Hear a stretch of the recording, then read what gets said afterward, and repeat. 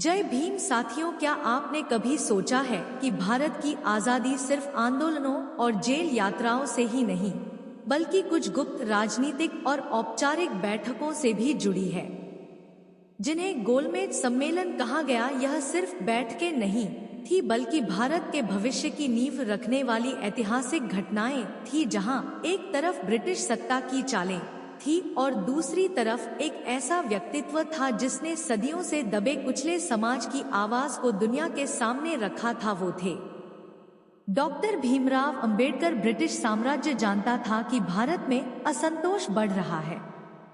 असहयोग आंदोलन, Simon commission का विरोध, कांग्रेस का उभार, सब कुछ मिलकर अंग्रेजों को यह सोचने पर मजबूर कर रहा था कि अब भारत को कुछ राजनीतिक अधिकार देने ही पड़ेंगे। लेकिन वे ऐसा संविधान बनाना चाहते थे जो उनके नियंत्रण में रहे थे। इसी कारण लंदन में गोलमेज सम्मेलनों की योजना बनी, जिसमें भारत के सभी तबकों से विचार विमर्श करने का दिखावा किया गया। पहला गोलमेज सम्मेलन 1930 में लंदन में हुआ। कांग्रेस और गांधी इसमें शामिल नहीं हुए। डॉक्टर अंबेडकर इसमें दलित समाज के प्रतिनिधि बनकर पहुंचे। ये वह क्षण था जब पहली बार किसी अछूत वर्ग के व्यक्ति ने अंतर्राष्ट्रीय मंच से कहा, हम गुलामों के भी गुलाम हैं। हमें सिर्फ आजादी नहीं, आत्मसम्मान भी चाहिए। डॉक्टर अंबेडकर ने स्पष्ट रूप से ब्रिटिश सरकार से अलग निर्वाचन क्षेत्र, सेपरेट इलेक्टेड की मांग की, ताकि दलित समाज अपने नेताओं को खुद चुन सके, क्योंकि सवर्ण हिंदू नेता उनके अधिकारों की रक्षा नहीं करते। अंग्रेजों ने ध्यानपूर्वक डॉक्टर अंबेडकर की बातें सुनी। उन्होंने महसूस किया कि भारत में दलितों की स्थिति वास्तव में चिंताजनक है। डॉक्टर अंबेडकर ने भारतीय समाज की दरारें उजागर कर दी थी। पहली बार लंदन के राजमहल की दीवारों में भारत के अछूत समाज की चीखें गूंजी। सम्मेलन में रियासत के राजा, मुसलमान, सिख, ईसाई, व्यापारिक वर्ग, महिलाओं और मजदूरों के प्रतिनिधि भी थे। लेकिन जिस आवाज में सबसे ज्यादा असर डाला वो डॉक्टर अंबेडकर की थी।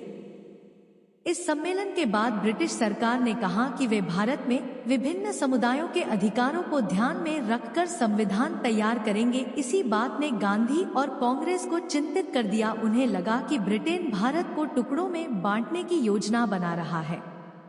इसलिए जब दूसरा गोलमेज सम्मेलन 1931 में हुआ तो गांधी इसमें कांग्रेस के एकमात्र प्रतिनिधि बनकर शामिल हुए। अब इतिहास ने करवट ली। एक तरफ थे गांधी जो कहते थे कि अछूत हिंदू समाज का हिस्सा है। दूसरी तरफ थे डॉक्टर अंबेडकर जो कहते थे कि हिंदू समाज ने हमें कभी अपनाया ही नहीं। गांधी ने कहा कि अगर दलितों को अलग निर्वाचन क्षेत्र दे दिया गया तो हिंदू समाज टूट जाएगा। डॉक्टर अंबेडकर ने कहा कि अगर हमें समान अधिकार नहीं मिलते तो हम पहले से ही टूटे हुए हैं। यह एक युद्ध था। इसका मतलब है एक तरफ परंपरा, दूसरी तरफ बराबरी है। गांधी के लिए अछूतों को अलग करना हिंदू धर्म को विभाजित करना था, लेकिन डॉक्टर अंबेडकर के लिए यह स्वतंत्रता का पहला कदम था। जब ब्रिटिश प्रधानमंत्री रमजे मैकडोनाल्ड ने यह घोषणा की थी, दलितों को अलग निर्वाचन क्षेत्र मिलेगा, गांधी भारत लौटे और यरवदा जेल में आमरण अनशन पर बैठ गए। देश भर में कोहराम मच गया। गांधी की जान पर बन आई थी। मीडिया, राजनेता, साधु संत सभी ने डॉक्टर अंबेडकर पर दबाव बनाया कि वे अपनी मांग वापस लें। 6 दिनों तक डॉक्टर अंबेडकर ने संघर्ष किया, भीतर से टूटे, लेकिन समाज के दबाव के आगे उन्हें झुकना पड़ा। अंततः 1932 में पूना समझौता हुआ, जिसमें डॉक्टर अंबेडकर ने सेप्रो इलेक्ट्रिक की मांग छोड़ दी और उसकी जगह दलितों के लिए आरक्षित सीटों को स्वीकार किया। उन्होंने बाद में कहा, यह मेरे जीवन का सबसे दुखद दिन था। मैंने अपने समाज के अधिकारों की बलि दी ताकि एक व्यक्ति की जान बचाई जा सके। इस टकराव ने भारतीय राजनीति को हमेशा के लिए बदल दिया। गांधी को राष्ट्रपिता का दर्जा मिला, लेकिन डॉक्टर अंबेडकर उस समय हार कर भी आगे चलकर संविधान निर्माता बने। गांधी का आंदोलन जनता की चेतना को जगाने के लिए था, लेकिन डॉक्टर अंबेडकर का संघर्ष समाज की जड़ों में छिपे अन्याय को खत्म करने का था। दोनों के मार्ग अलग थे, लेकिन उद्देश्य भारत को बेहतर बनाना था। 1932 में तीसरा गोलमेज सम्मेलन हुआ, लेकिन तब तक सब कुछ तय हो चुका था। गांधी इस सम्मेलन में शामिल नहीं हुए थे। डॉक्टर अंबेडकर फिर पहुंचे, लेकिन अब यह सम्मेलन महज औपचारिकता बन गया था। ब्रिटेन भारत को संविधान देने की प्रक्रिया में खुद को उदार साबित करना चाहता था, लेकिन असल में वह अपने हित साध रहा था। ब्रिटिश शासन ने गोलमेज सम्मेलनों का उपयोग भारत को धर्म और जाति के आधार पर बांटने के लिए किया। उन्होंने अलग अलग वर्गों को अलग अलग अधिकार देने की योजना बनाई ताकि कोई एकजुट न हो पाए। फिर भी इन सम्मेलनों का एक सकारात्मक पक्ष यह था कि डॉक्टर अंबेडकर को एक मंच मिला जहां उन्होंने भारत के सबसे पीड़ित वर्ग की व्यथा को ताकत के साथ रखा। उन्होंने निडरता से कहा कि हमें दया नहीं, अधिकार चाहिए, हम भिक्षुक नहीं, नागरिक हैं।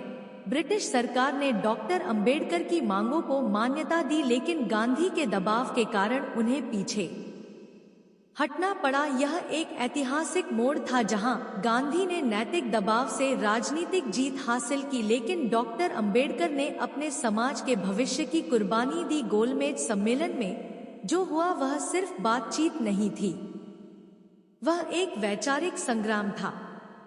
यह भारत के भीतर की उस दरार को उजागर कर गया जिसे आज तक पूरी तरह भरा नहीं जा सका। इस सम्मेलन ने भारत के संविधान निर्माण की दिशा तय की। स्वतंत्रता के बाद जब संविधान सभा बनी तो डॉक्टर अंबेडकर को उसका अध्यक्ष नियुक्त किया गया। उन्होंने संविधान में आरक्षण का प्रावधान देकर पूना समझौते की अपूर्णता को पूरा करने की कोशिश की। उन्होंने लिखा था, मैंने जो लंदन में मांगा था उसे दिल्ली में लिख दिया। गोलमेज सम्मेलन की सच्चाई यह है कि यह भारत को आजादी देने का मंच नहीं था, बल्कि भारत को बांटने की अंग्रेजी रणनीति थी।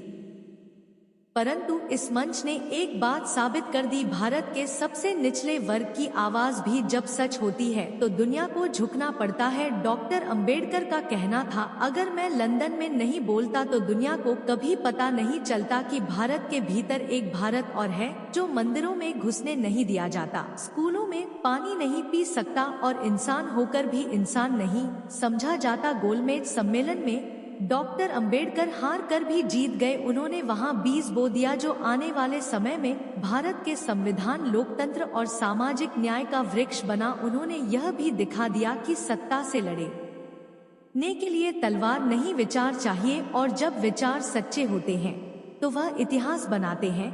आज जब हम आजाद भारत में समानता, शिक्षा और अधिकारों की बात करते हैं तो हमें यह नहीं भूलना चाहिए कि इसकी नींव उन गोलमेज सम्मेलनों में पड़ी जहां एक व्यक्ति अकेला खड़ा था और कह रहा था, मैं उस भारत का प्रतिनिधि हूं जिसे भारत आज तक पहचान नहीं सका। गोलमेज सम्मेलन में ब्रिटिश सरकार ने दलितों के लिए अलग निर्वाचक मंडल का प्रस्ताव रखा। गांधी ने इसका विरोध किया क्योंकि उनका मानना था कि इससे हिंदू समाज विभाजित हो जाएगा। डॉक्टर अंबेडकर का मानना था कि दलितों को सामाजिक और राजनीतिक रूप से सशक्त बनाने के लिए अलग निर्वाचक मंडल आवश्यक है। उनका तर्क था कि इससे दलितों को अपने प्रतिनिधि चुनने का अधिकार मिलेगा और वे सरकार में अपनी बात प्रभावी ढंग से रख सकेंगे। इस मुद्दे पर गांधी और डॉक्टर अंबेडकर के बीच काफी मतभेद थे। अंततः 1932 में पूना पैक्ट नामक एक समझौते पर हस्ताक्षर हुए जिसके तहत दलितों के लिए आरक्षित सीटों की संख्या बढ़ा दी गई, लेकिन अलग निर्वाचक मंडल की व्यवस्था नहीं की गई। आज की वीडियो में बस इतना ही। यदि आपको हमारे द्वारा बनाया गया यह वीडियो पसंद आया हो और आप चाहते हैं कि हम बाबा साहब के इस मिशन को आगे बढ़ाएं, इसके लिए आप हमें आर्थिक मदद कर सकते हैं।